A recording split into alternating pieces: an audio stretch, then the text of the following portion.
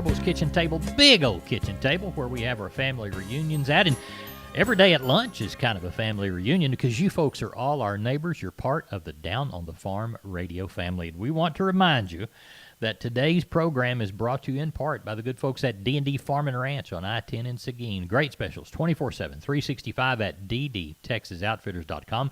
Be sure to get on their mailing list.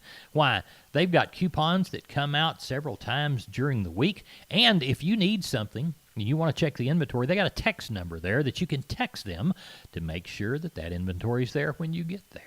That's ddtexasoutfitters.com. D&D Farm and Ranch on I-10 in Seguin. Neighbor, let's check ag weather across our region. Let's pick 5 region-wide, from Abilene all the way down to Corpus Christi, and from, let's say, Sonora all the way over to Edna and Del Campo. Neighbor, that's down in the farm country. That's the majority of the state of Texas, isn't it? And we're not going to quit until we cover the whole state. Why, I want everybody within earshot that cares anything about agriculture to be a Down on the Farm neighbor, don't you? So with those things in mind, let's take a look at ag weather across Down on the Farm country. You know, neighbor, we're heard all the way up to Aspermont, up on the Caprock of the state of Texas, where the rolling plains turns in basically to the Texas Panhandle or near there. Our affiliate up there is KLGD 1069 Abilene, the country giant. So let's look at Aspermont weather. Today, cooler than yesterday. Looks like we're going to have a high up there about 80 under mostly sunny skies. 60 the low on Tuesday morning. Winds up there as we come on top the cap are going to be out of the northeast about 10 mile an hour. And neighbor, I guess it goes from the rolling plains to the South Plains and then the South Plains up to the Panhandle if you're going to get technical about things. Neighbor, now let's drop down a ways to Mason, where we've got KHLB 102.5 there in Mason. Looks like they're going to be nearly the same as yesterday. Partly sunny, 86 the high, 67 the low, no chance of moisture. Looks like their winds today will be 10 to 15 mile an hour out of the northeast under a mostly sunny sky. Neighbor, now let's travel down to San Antonio, right in the big middle of Down on the Farm country. Of course, our big stick that we swing is the 50,000 watt station KKYX 680 AM. They're on the north side of San Antonio. The transmitter's out there at Helotes thereabouts and goes all the way down to Corpus Christi. Corpus Christi, and gosh, it's got 110,000 square miles, the great state of Texas. Many of you listen on it if you can't get to our podcast each day. Looks like the San Antonio area weather is going to be nearly the same as yesterday also. Mostly sunny, 86 the high, 67 the low. Your winds by the middle of the afternoon about 13 mile an hour out of the northeast. And neighbor, finally, let's drop down to Corpus Christi, where we have 97.5 Real Country KFTX. We do have a 40% chance of moisture today, a thunderstorm possible. We had some really close last night, about the time the sun went down and made a beautiful lightning show, but we caught no rain. We might not catch any today, 10 or 11 points. 91 our high, 77 the low. And neighbor, our winds today about 12 mile an hour out of the northeast. So there's ag weather across Down on the Farm radio from the northwest to the southeast, and that's only 5 of the affiliate stations that we have, and we have 14, neighbor. And like I said before, we'd like to take on as many as we can because we want everybody in Texas that is appreciative of agriculture to be our neighbor in Down on the Farm country. Let's take a look at the commodities of ag interest, remembering that there is a lag time in between the time you hear it and I've read it and looked at it, so don't use these to make a trade. Consult your broker if you need to do that. December corn, 368 3/4, up a quarter. November beans, $10 and a quarter, up 4 1/2. December Kansas City hard red winter wheat, up 4 at 475 and a quarter. December number 2 cotton, up 205 at 66.86. December live cattle, up 167.50 at $111.57 by the hundredweight. October feeder cattle 143.05 up 247.50. December lean hogs down 155 at 64.45, and October class 3 milk up 24 at 94.45. Your December U.S. dollar index down 358 points at 92.98. And your October West Texas Intermediate crude's up 1 at 37.34. Neighbor, there's your commodities of ag interest during the podcast of Down on the Farm Radio. Of course, today is the 14th day of September 2020. Where has the Pioneer Audio Tour taken me now? I'm on the Yunke farm in a very important section called an impact trial. To explain the importance, we have to go back in time. 7 or 8 years ago, the seeds in this ground weren't even seeds. They were just ideas in the heads of pioneer breeders. Eventually, those seeds were narrowed down and tested and turned into seeds ready for the final stage of testing, an impact trial. Pioneer plants hundreds of impact trials for each potential product all over the country, all managed by farmers, to help replicate how these products will perform in local conditions. The ones that do well, next year they'll go through testing again. An impact trial, another thing that makes Pioneer, Pioneer. You'll hear more from me later. For now, let your local Pioneer sales representative hear from you. Neighbor, you know, one of the things that Down on the Farm Radio has hung our hat on, and it just felt natural because of the way I worked when I first came to South Texas working on big ranches, was the livestock auction barn business. And Tom Nicoletti is talking about beef demand, which is driven through those livestock auction barns. We get that report on today's edition of Texas News and Views from the Texas Farm Bureau Radio Network. Tom? Beef demand. I'm Tom Nicoletti with Prime Cuts on Texas News and Views from the Texas Farm Bureau Radio Network. Demand for beef has dramatically improved in the past 20 years.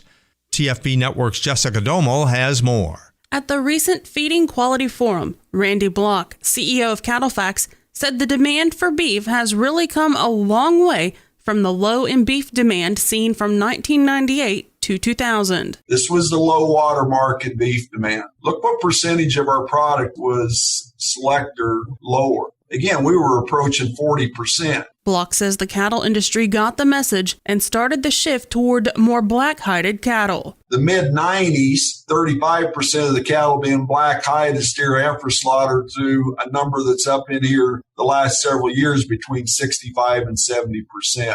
The second thing was genetics. Putting more high-quality genetics in these animals where we had a higher predictability of what they would produce, and we started to focus on grids to where we had an opportunity that we could get paid for more of the quality attributes that we were putting into those cattle. Block says that demand growth has been worth anywhere from $225 to $280 a head, and consumers have said they want more and are willing to pay for it. Continuing on our audio tour of Pioneer product development, today I'm at the Napoleon Soybean Research Center in Northwest Ohio. There are 4 large structures, and of course, the field around it. I'm in the field now, under an umbrella. I don't mind getting wet, but we've got recording equipment to worry about. Weather, soil conditions, diseases, pests, every location is different. Which is exactly why Pioneer built this center and almost 50 like it all over the country. In fact, Pioneer has the most extensive soybean breeding and testing program in the industry. This allows Pioneer to develop varieties for just about every local condition. The Soybean Research Center in Napoleon. Another place that makes Pioneer, Pioneer. You'll hear more from me later. For now, let your local Pioneer sales representative hear from you. The supply chain issues seen in March and April at the start of the coronavirus pandemic in the United States has led Dustin Ahern, animal protein analyst for Bravo AgriFinance, to conclude that the industry needs more meat packing capacity. From 2002 to 2019, the average percentage of fed steer prices minus drop credit to comprehensive cutout was about 55%. In 2016, the average for that year was about 54%. So if the industry were to return to the leverage level of 2016, we'd need to add about 5,000 to 6,000 head of daily packing capacity. He says the extra packing capacity can come from a variety of areas. Number one, it could come from technology at existing plants. Another potential would be smaller to medium-sized plants that really specialize in niche markets, talking 1,000 to 2,000 head daily capacity. And it's not cheap. We estimate about $100 to $120 million investment per 1,000 head of capacity. And we have to have enough capital to survive a full cattle cycle. If we start building a plant today, by the time that plant's up and running, we're probably going to be in a tighter cattle supply situation. Ahern adds the cattle industry needs to be flexible and nimble to stay ahead of changes in the future. The beef industry has really capitalized on a lot of successes over the last couple of decades. We've gained export market access,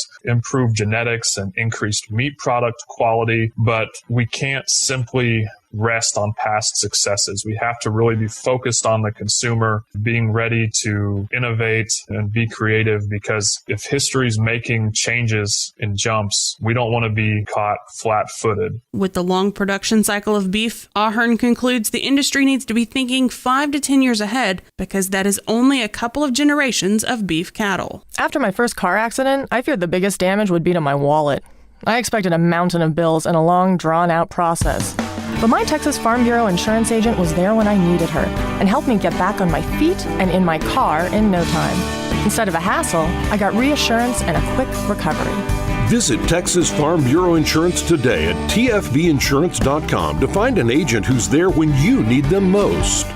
Coverage and discounts are subject to qualifications and policy terms and may vary by situation. This is Texas News and Views. I'm Tom Nicoletti with the Texas Farm Bureau Radio Network. You know, neighbor, speaking of beef demand, Hop Sing really helps to spur that beef demand every day. Chicken fried steak, good cut of beef, some jalapeno gravy, plenty of Nanny's yeast rolls, a cold cucumber salad. He made mashed potatoes today with the bacon bits and little bits of cheese in them and some chives. And I'll pour the iced tea. Let's set a space at the table for Russell Heller, Lexington Livestock Commission Company. They sell every Saturday. Russell, how was that Saturday sale? Yes, sir. I had a good sale, 1,164 total head with 104 cows. On the thinner packer cows, 25 to 44, and the better cows, 45 to 65. On the steer and bull calves, 3 to 400 pounds, 115 to 190. 4 to 5 weights, $1.10 to 165. 5 to 6 weights, $1.05 to 155. 6 to 7 weights, $1 to 135. 7 to 800 pound steer and bull, 95 to 132. On the heifers, 3 to 400 pounds, 110 to 160. 4 to 5 weights, $1.05 to 145. 5 to 6 weights, $1 to 135. 6 to 7 weights, 95 to 125. 7 to 800 pound heifers, 90 to 115. Good. So it sounds like you had a good sale. What are you anticipating this week? Yes, sir. I know 2 sets of calves. One mine's going to have about 15, and the other guy's going to have around 25. Well, tell everybody how to get a hold of you. Yes, sir. You can get me on my cell, and that number is 979-820-7002. When bovine respiratory disease or shipping fever threatens your cattle, just stare down those bacteria and say, "Listen, you bunch of punks, I'm not gonna let you keep my cattle from reaching their target weight." Then open your saddlebag and pull out your best weapon against shipping fever. Reach for Zactran. Zactran works fast. It gets to the site of infection within 30 minutes. For more information, talk to your veterinarian, your Beringer Ingelheim representative, or visit Zactran.com. Zactran Gomithramycin. Important safety information. Do not treat cattle within 35 days of slaughter. Do not use in female dairy cattle 20 months of age or older, or in calves to be processed for veal. Subcutaneous injection may cause a transient local tissue reaction in some cattle that may result in trim loss of edible tissues on slaughter. Neighbor just got a call from Kenny Mingus. He said, "Larry Marble, I need you to send us your cowboys here. We need to send them out to a good-sized outfit to gather cattle for this Friday's sale at Milam County Livestock Auction Cameron." So I told him to go ahead and keep them all week long, help rebuild that Milam County after that fire. We'll ask Kenny here in a little bit how that's going after we talk to him about that Friday sale. Kenny, how did it go? Well, it was good, Larry. We wound up with about 1,600 and 43 cattle. Probably had about 400 cows and stuff, rannies, roping calves and things like that. So wound up with about 1,200 something calves when we got through with the cows, and the whole thing looked pretty good. We'll start with the steers under 300, 158 to 205. 3 to 400 pound steers, 141 to 177. 4 to 500 pound steers, 133 to 172, and over 580 to $1.65. On the heifers under 300, 135 to 220. 3 to 400 pound heifers, 124 to $2. 4 to 500 pound heifers, 110 to 160. And over 570 to $1.49. On the Packer cows, they took a little money off of them from 25 to 64. Packer bulls, about steady, 65 to 93, and with a little ease there, a little cheaper. On the stocker cows we had advertised, we got along rather well. On the bred cows from 550 to 1400, and on the cow calf pairs from 750 to 1525. Sounds like you did really good. Somebody asked me the other day, how are you coming along on all the rebuilding process? Well, I think we're going to be inside the barn, Larry, here in about another 3 to 4 weeks. We'll have it pretty much done. We'll be waiting on our theater seating to get in, and hopefully by the middle of November we'll have that in. We should be done, Larry. Well, good deal. Now, what do we know for next week? Hadn't had many calls. Got a shot of rain Tuesday, Wednesday, Thursday up here this week, just a small shot. So haven't had a lot of calls, but have had one guy call already and going to have about 75 calves. He'll pluck along, picking on these calves a little bit if this market will stay good. Are the oats to where you can row them yet? Yes, sir. Some places they are. Good. That's great progress. Great progress. Tell everybody how to contact you. You bet. We're at the office from about 9 to 3, Monday through Wednesday at 254-697-6697. You can follow us on our webpage at MilamCountyLivestockAuction.com or catch us on Facebook. Ranch rodeos are always good fun, and on the line with me is Andra Wiesian with the Family Ranch Rodeo Fest set for October the 3rd in Comfort. Hi, Andra. Larry, it's good to be here. We'd like to invite teams from all over the state to enter our ranch rodeo. It's got an 80% payout, added money, nice buckles and awards, and money for the top hand and top horse as well. Now, I understand the teams will really like the format with 4 head of cattle. That's right, Larry. They'll load one, mug one, and pen 2, and they can't rope them. They've got to drive them in. Andra, tell us how to get more information about the event. Larry, that's easy. Just go to our website, ranchrodeo.org. Neighbor, you know what? Can y'all hear that windmill kind of making a funny sound? I think the leathers are going out. They must have got dry before all this rain. Let's talk to Wayne Geiswhite and see if he caught any rain this weekend. Wayne Geiswhite, Gillespie Livestock, Fredericksburg. Wayne, did you catch some moisture? Oh, had some wonderful rains, you bet. Best we've had in a long time. Good. Well, tell me what you had. 4.5 inches right here. Pretty general, 4.5 to 6. Of course, some places had more than that. But it was good. Came right. Would have liked to have a little runoff water, but anyway, that's all right. It was really a wonderful rain, and we were talking about rain 1st September. Yeah. At least we can grow some grass yet, unless it freezes. So that's really a wonderful time, and all the wheat people, they put smiles on their faces. All the wheat should be coming up. Quite a deal for us. Well, good. That'll at least put a smile on the faces and warm the hearts of the folks that are going to be selling and buying this week. How's it going to affect sheep and goats and cattle? I'm sure the runs are going to back off some. Probably get 3,000 head of sheep and goats somewhere in that neighborhood. Cattle, it's September, getting ready to go into fall. So I'm sure that 1,000 head or so will probably come into town, somewhere in that neighborhood. All right. Well, tell everybody how to get a hold of you or Sean for the Tuesday sheep and goats, Wednesday cattle. We're at 830-997-4394. Neighbor, I had to chuckle, and you'll figure out why I had to chuckle when you hear the Texas Vet Report today from Dr. Bob Judd. An old man told me a Jewish fable one day. It was all about the way people act toward each other. He said, if one man tells you that you are a jackass, you can dismiss him. But if 2 men tell you are a jackass, you need to buy yourself a saddle. I think you'll understand why I used that little joke in the form of a Jewish proverb when you hear today's edition of the Texas Vet Report. Dr. Bob, enlighten us. Do you know how to accurately determine a weight on your donkey? Hello everyone, I'm Dr. Bob Judd with Texas Vet News on the Texas Farm Bureau Radio Network. And donkeys are becoming more popular as pets and are used to guard livestock from predators. Donkeys generally need the same vaccines, deworming, and overall health care as horses. However, unless you have a scale on your farm, determining the accurate weight of a donkey can be difficult, and determining the weight is important, as most medications are dosed by the weight of the animal, and an inaccurate weight can lead to over or under dosing. The various measurements used for determining weights on horses are not very accurate on donkeys because of their different body conformation. We routinely use an app called the Healthy Horse to determine the weights of horses, and I believe it to be fairly accurate as it requires 4 measurements, including height, length, neck circumference, and circumference of the heart girth. I believe this is much more accurate than just using weight tapes, which only use 1 to 2 measurements. However, the Healthy Horse app does not have a donkey category. We performed a small study using 13 standard and miniature donkeys and determined their weight using the Healthy Horse app. We then used a chart developed by the Donkey Sanctuary and compared the results. The chart by the Donkey Sanctuary has been validated for use in donkeys, and comparing the weight to the Healthy Horse app weight when using the equine scale resulted in a large difference in weights. By using the Healthy Horse app, the donkey weights were found to be 40 to 100 pounds less than using the Donkey Sanctuary donkey chart.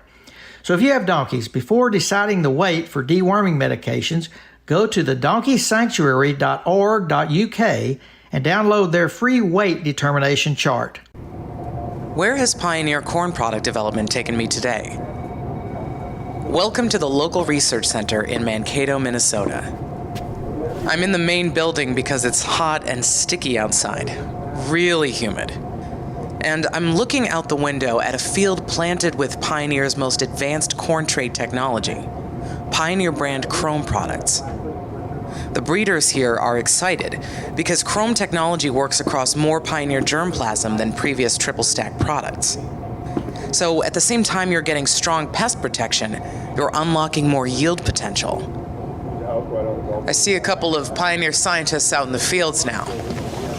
Me, I've got air conditioning and a soda, so I'm good. The Research Center in Mankato, another place that makes Pioneer, Pioneer. You'll hear more from me later. For now, let your local Pioneer sales representative hear from you. That's today's Texas Vet News. Thanks for listening. I'm Dr. Bob Judd, and this is the Texas Farm Bureau Radio Network. Neighbor, let's open up the row crop segment of today's Down on the Farm radio podcast. It's brought to you, as it has been here for a while, by the good folks at Pioneer. Great varieties suited for positions statewide. We'll talk to you about the things they do to make those great varieties so great later in the row crop segment. Right now, let's take a look at cotton and the way it is starting its day. The cotton market was dramatically higher earlier this morning as Tropical Storm Sally is barreling towards the New Orleans area, subsequently pushing into the cotton fields of the U.S. Delta. Now, by the time she hits the U.S. coast, she should be a Category 2 hurricane with heavy rains and maybe 80 mile an hour or more winds. As of the last report, USDA had the Delta crop at 35% open. Neighbor, you know the more open the crop is, the more damage that it can do to it because it weighs down that lint and drags it to the ground. However, this afternoon, the government will update its crop condition information about 4 p.m. Eastern, and there also should be other tropical disturbances in the market area that we need to monitor. In fact, I think we have more between the coast of Africa and our southern Gulf or the eastern seaboard than we've had since 1972. Isn't that amazing? Friday's crop data was somewhat positive in that we reported 2020 production as well below the traders' expectations, yet U.S. exports were trimmed, keeping domestic carryout about 7.0 million bales, which is a pretty stout number if you ask me. With that data, the domestic stock-to-use ratio stands at 41%, the highest level since 2007 or 2008. Cumulative sales have reached 51% of USDA's forecast for the 2021 season, with 5-year average at 45%. Now, China stands as our top buyer for U.S. cotton, and Friday's CFTC report, which is the Commitment of Traders data, indicates that certain speculators have reduced their net long positions.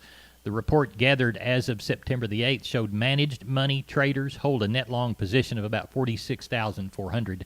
Now, according to commodity consultants Keith Brown He also gives us information from DTN.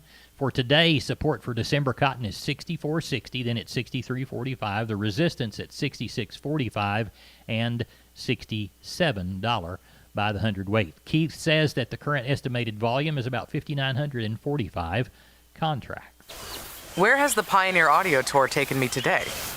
I'll give you a hint. In my left hand, I'm holding a clump of soil, and its color? Red. I'm at Pioneer's R&D Center in Union City, Tennessee. It's the middle of July, and it's 98 degrees.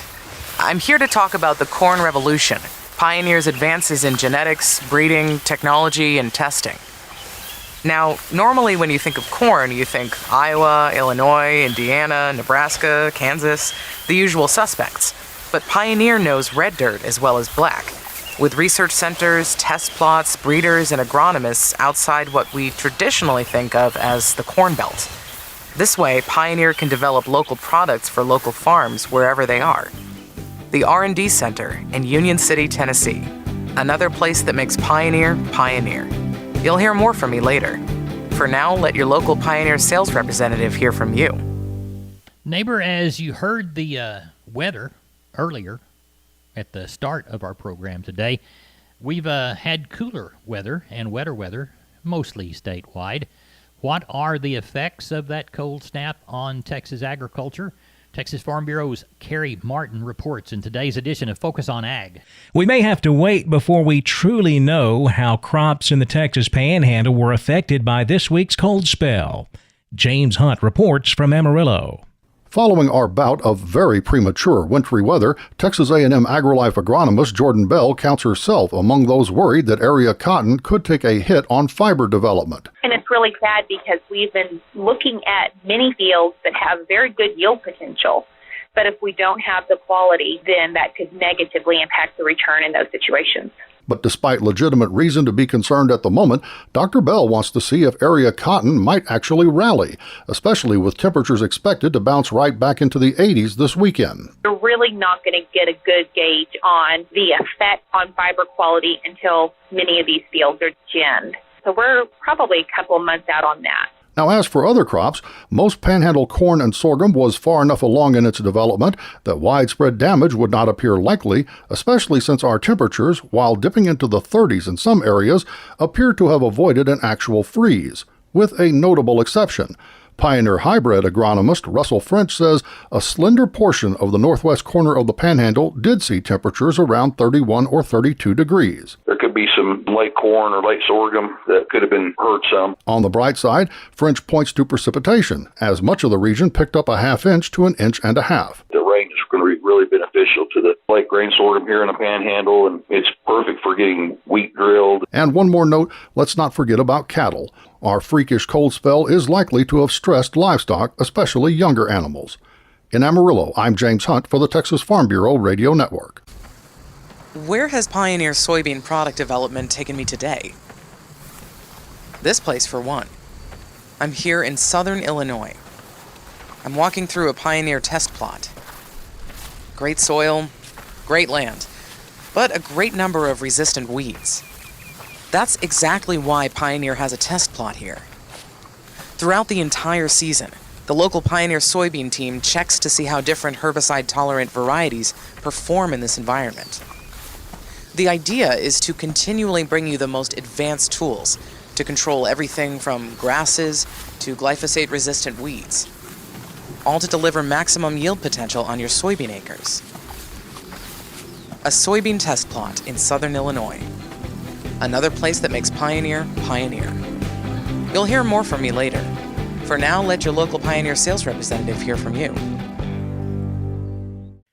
You're listening to Focus on Agriculture. I'm Carrie Martin on the Texas Farm Bureau Radio Network. Neighbor, it's about time to take a look at the grains, courtesy of John Tuggle, Tuggle & Company, Corpus. Let him market your grains for you. Get help marketing them at 800-288-4453. Number 2 or better Milo, delivered through Corpus Christi in September. These plus $2, $10.15. We'll call Houston the same. We'll call Progresso $8.50 by the hundredweight. Number 2 or better yellow corn through Corpus in September. D's plus 35, 403.5. We'll call Houston D's plus 30, 398.5, and we'll call Progresso 785 by the hundredweight. Hard red winter wheat delivered in September to Corpus. D's plus 75, 546 and a quarter. We'll call Houston. D's plus $1 bill, 571 and a quarter.